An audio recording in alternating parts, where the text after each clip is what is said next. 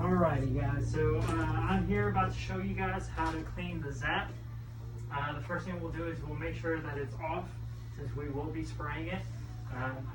After that, you'll want to make sure that the hose is extended all the way.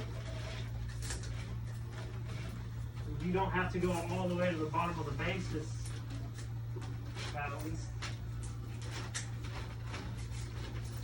3 feet there. That way, make sure that the spray gets everywhere.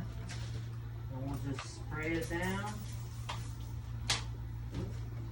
And inside of the inlet nozzle as well.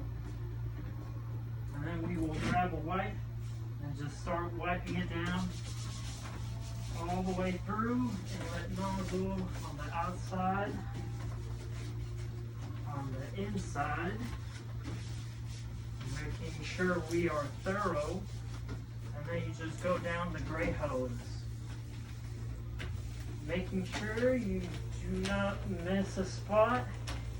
We're trying to keep this as clean as possible.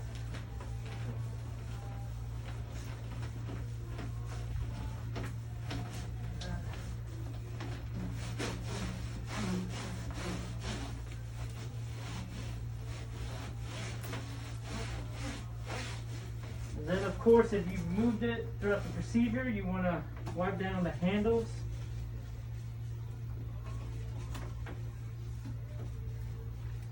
And around the base of the hose. Make sure we get any aerosol that may have gone on the zap.